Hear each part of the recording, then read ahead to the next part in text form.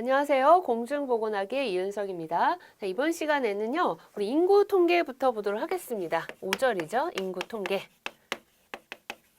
인구 통계에 크게 대표적으로 들어가는 게 동태 통계, 정태 통계. 대한 것들을 구분을 해보면서 시작을 할 건데요. 우리가 첫 번째 공중보건학의 개론이란 챕터를 끝내고 이제 두 번째 들어왔어요. 인구와 모자 보건으로 들어왔고요. 지난 시간에 인구에 대한 것들을 간략하게 좀 설명을 하고 갔습니다. 자, 인구라는 것은 시간과 공간에 의해서 그 안에 거주하는 인간 집단을 의미를 했고요.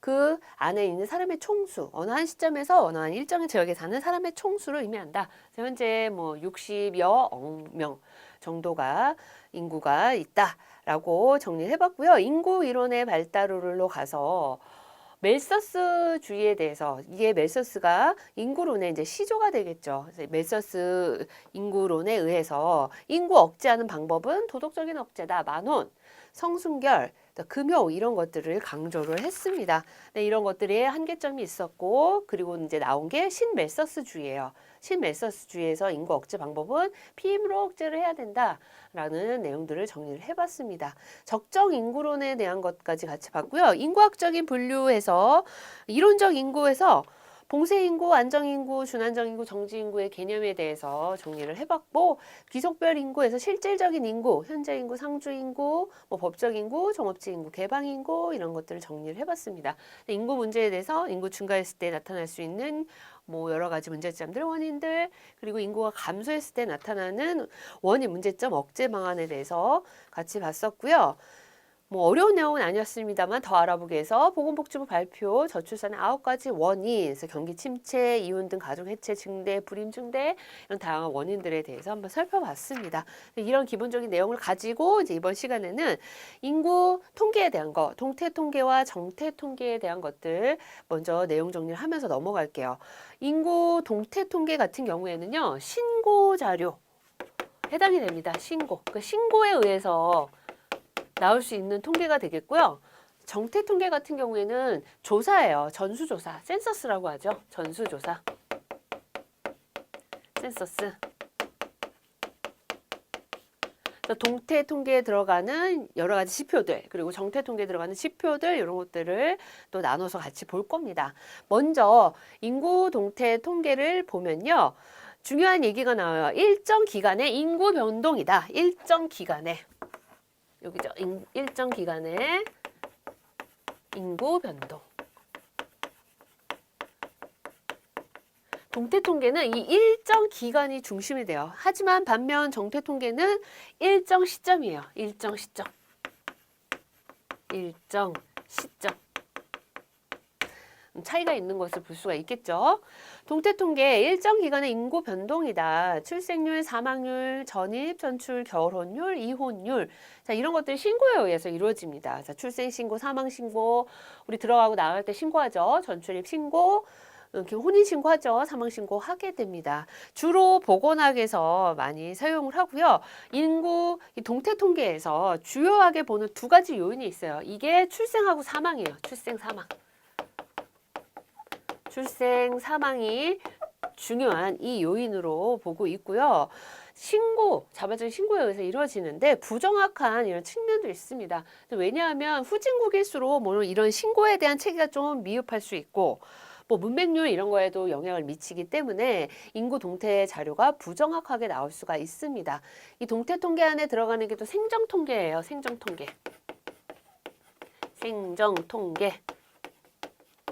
생정 통계, 인류의 생활 현상에 관계하는 우리 동태 통계를 이루고 있는 것들이죠. 출생, 결혼, 사망, 질병 등 자, 이런 것들을 중심으로 한 통계예요. 그래서 인구의 동태를 파악할 수 있는 정보를 제공을 해주는 게 바로 생정 통계, 이것이 동태 통계의 지표에 들어갑니다. 얘가 하나 나와 있는데요. 뭐 출산율, 모성, 사망률, 주산기, 사망률, 혼인율, 이혼율 이런 것들이 이제 여성 건강 간호에서 주로 다루어지는 이런 통계들입니다. 이러한 통계들을 통해서 우리가 볼 수 있는 게 여성에 대한 건강 문제 그리고 대상자의 건강 수요 이런 것들을 또 예측을 해볼 수가 있습니다. 이러한 측면을 담고 있는 게 동태 통계예요. 인구 동태 통계 지표가 더 알아보기에 이제 제시가 되어져 있습니다. 첫 번째로 볼 게 중간쯤에 있는 거예요. 인구 증가. 증가를 볼게요. 인구 증가는요, 우리가 자연 증가 플러스 사회 증가를 합친 의미를 말합니다. 자연 증가라는 건요, 출생과 사망과 관련되어 있는 거예요. 그래서 얼마만큼 태어났는지에서 빼기 사망을 빼면 자연 증가 그게 나오고요. 사회 증가는 들어가고 나가는 거.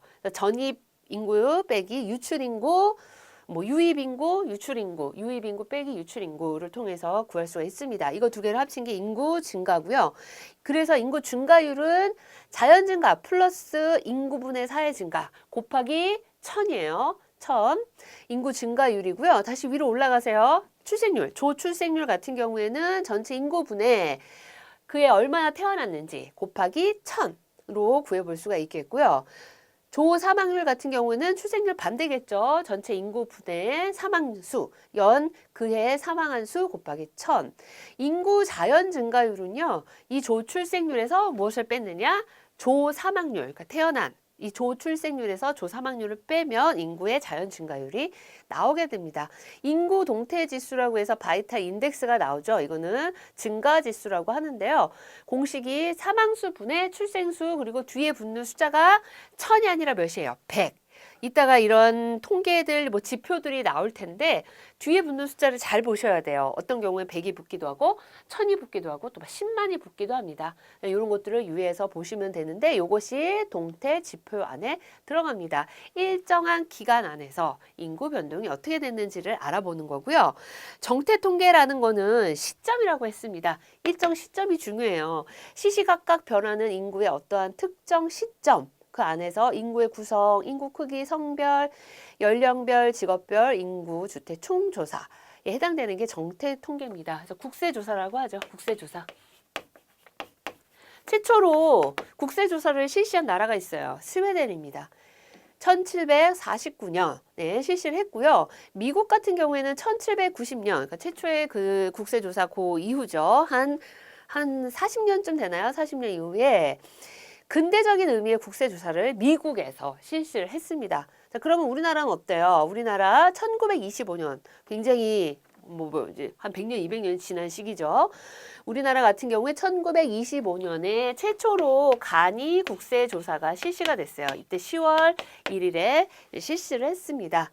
현재는요, 11월에 조사를 하고 있어요. 옆에 표에도 나와 있는데 75년까지는 10월 달에 했고 80년부터는 11월 1일. 보시면 몇 년 간격으로 조사를 하고 있냐면 5년 간격으로 조사를 하고 있습니다. 현재 통계청에서 인구 주택 총 조사를 실시하고 있고요. 가장 이제 마지막으로 한 게 2015년도, 2020년도에 실시를 하겠죠. 이러한 조사를 하는데 원칙이 있습니다. 개별 조사가 원칙이고요. 일정 지역 내에서 조사의 보편성을 갖습니다.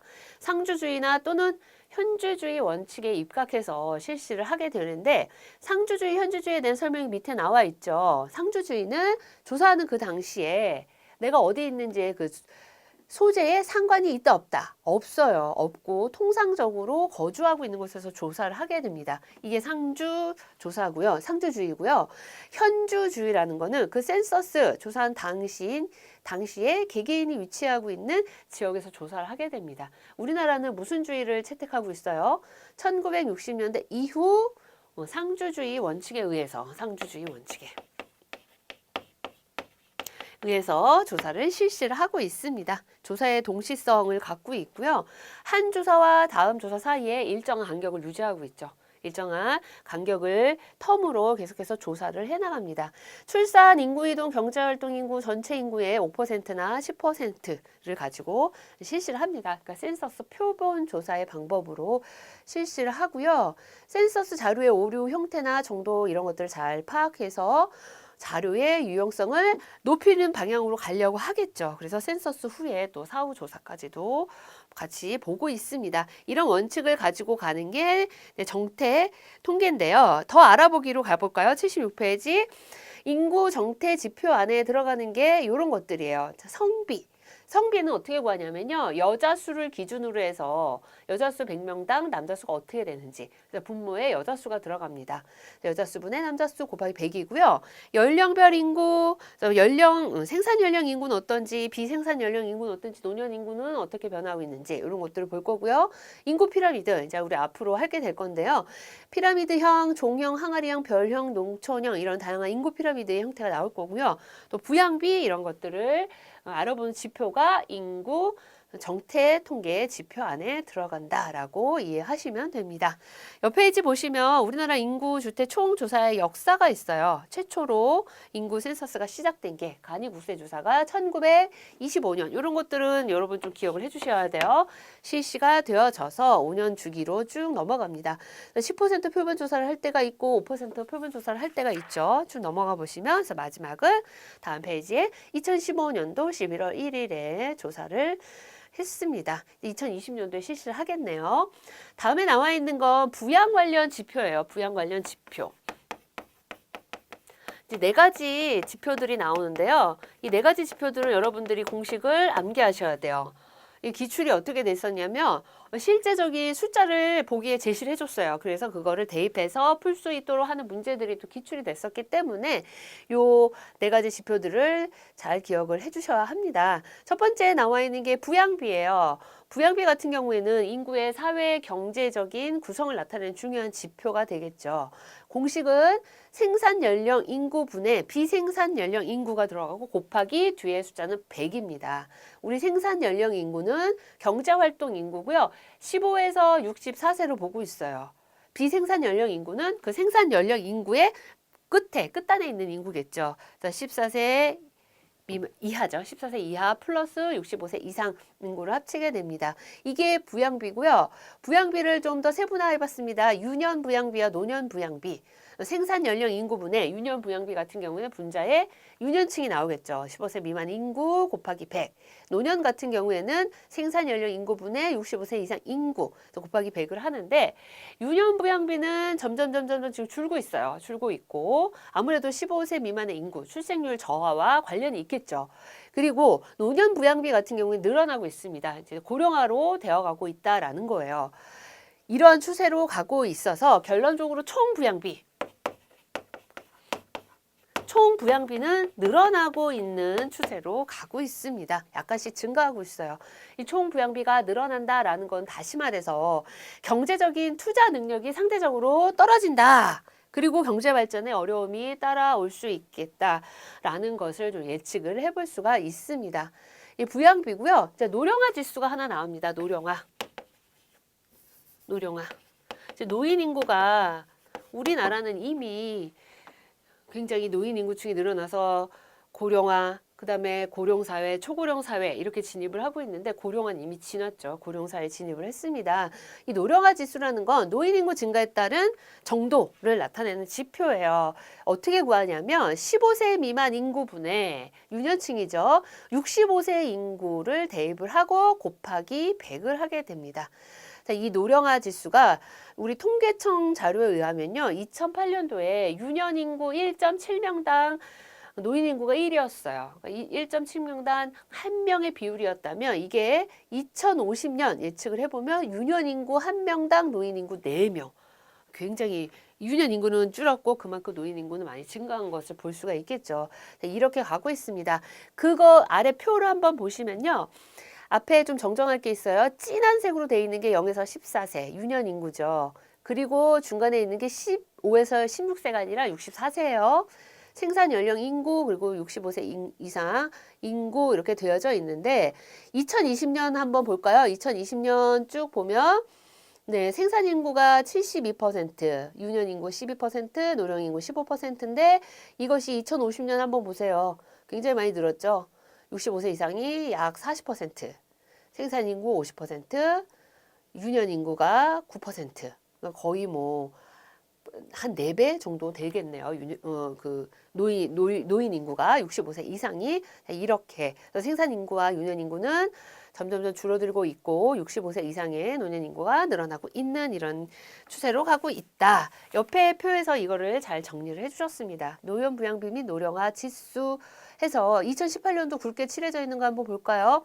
노년 부양비 19.6, 노령화 지수 110, 고령자 1명당 생산 가능 인구가 5.1명으로 나오는데 이것이 2050년, 2060년으로 가게 되면 굉장히 많이 줄죠. 고령자 1명당 생산 가능 인구가 1.2명, 그래서 굉장히 많이 줄고 있습니다.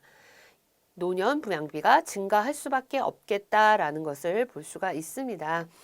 성연령별 기대 여명에 대한 표가 나오죠. 성연령별 기대 여명에서 여기 검은색으로 보이는 게 남자, 그리고 우리 책으로 볼 때 우측에 있는 게 여자인데 기대 여명이 어때요? 79.7세, 85.7세.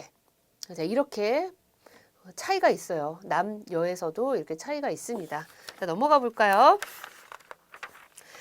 2018년 인구주택 총조사가 나오고요. 여기에 대한 이제 간략한 설명들이 나옵니다. 여러분들이 그냥 요 부분은 그냥 참고적으로 보시면 되는데 또 몰라요. 이런 것들이 또 보기에 하나씩 낑겨서 들어갈 수가 있기 때문에 너무 부담은 갖진 않으시되 너무 또 흘려보시지는 마시고 아 이런 추세로 가고 있구나 이런 정도로 파악을 해주시면 좋을 것 같아요. 2018년 인구주택 총조사 중 주택부문 집계 결과 이 통계청 2019년 8월 28일 가장 최근의 자료가 되겠습니다. 1번 동그라미 2018년 11월 1일 기준 주택은 1763만 호로 2017년에 비해서 어떻게 됐대요? 증가했습니다. 3% 정도 증가를 했다. 그리고 밑에 내용을 보시면 증가율로는 세종이 많이 증가했고요. 경기 5.6%, 제주 5.4% 순으로 높았다. 아파트는 어때요? 아파트는 1083만 호로 2016 대비해서 역시 아파트도 증가를 했는데 맨 하단 보세요. 단독주택은 어떻게 됐대요? 감소했다. 아, 아파트는 늘어나고 있고 단독주택은 감소하고 있구나. 그냥 이렇게 이해하고 넘어가시면 됩니다. 옆으로 가보시면 표에 나오네요. 파란 청록색이죠. 청록색으로 이제 표시된 게 아파트고 단독주택이 흐린 회색, 그 다음에 비거주용 연립 다세대가 진한 걸로 되어져 있는데 제일 밑에 있는 게 공공연도예요. 위로 올라갈수록 지금 아파트 늘어났죠. 단독주택은 줄어들고 있는 추세로 가고 있습니다. 3번 동그라미 총 주택 1764만 호 중에서 20년 이상 주택은 840만 호로 2017년에 비해서 증가했다.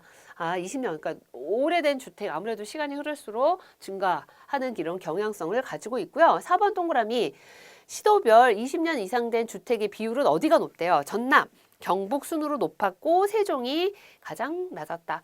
이제 세종시로 이게 최근에 막 지역에 이런 분산을 시켰잖아요. 그러면서 신도시들이 많이 생겨났고요. 전남이나 경북이 이런 경우가 20년 된 이상의 주택 비율이 높았습니다. 30년 된 이상의 주택 비율은 전남, 경북 순으로 높고 세종은 가장 낮았다. 지금 이렇게 어떻게 분산시키고 어떻게 많이 이런 정부 청사들이 세종시로 많이 넘어가면서 새로운 도시가 만들어지면서 그럴 수밖에 없구나 라는 것들을 좀 이해를 하고 넘어가시면 되겠습니다. 재밌어요. 이렇게 표 한번 보면서 우리가 이때 아니면 언제 이런 표에 또 관심을 갖고 보겠습니까? 참고용으로 보시고요. 다음 넘어가시면 인구 이행 이론이 나옵니다. 인구 이행 이론. 이론이 몇 가지들이 나올 거예요. 이 인구 변천이 어떻게 되는지, 인구 구성은 어떻게 되는지, 인구 전환 이론은 어떻게 되는지 비슷비슷해요. 여러분들이 이 부분은 좀 비교를 해가시면서 기억을 해주시고요. 비슷비슷한데 몇 단계야? 3단계야? 5단계야? 4단계야? 이런 정도로 구별을 해주시는 방향으로 포커스를 잡고 보시고요. 인구 이행 이론 중에 첫 번째 인구 구성 형태가 있어요. 인구 구성, 인구 구조죠. 요거는 좀 이해하시면서 기억을 잘 해주셔야 되는 부분입니다. 인구 구조에 대해서 나와요. 인구 구성이라고 했는데 인구 구조 같은 말이에요. 인구 구조 피라미드. 이 유형 인구 구조 피라미드 안에 이제 몇 가지 유형이 나와요. 그때 피라미드형이 있고 종형이 있고 항아리형이 있고 별형이 있고 그다음 호로형, 뭐 기타형이라고 불리죠. 이런 5가지의 유형들이 있습니다. 인구 구조 자체 피라미드 이런 모양을 가지고 있다라는 건데 인구 구조라는 건 일정한 지역 안에서 인구의 연령과 성별 구성을 동시에 보여주고 있어요. 연령, 성별 구성을 보고 있는 게 바로 인구 구조 피라미드가 되겠습니다.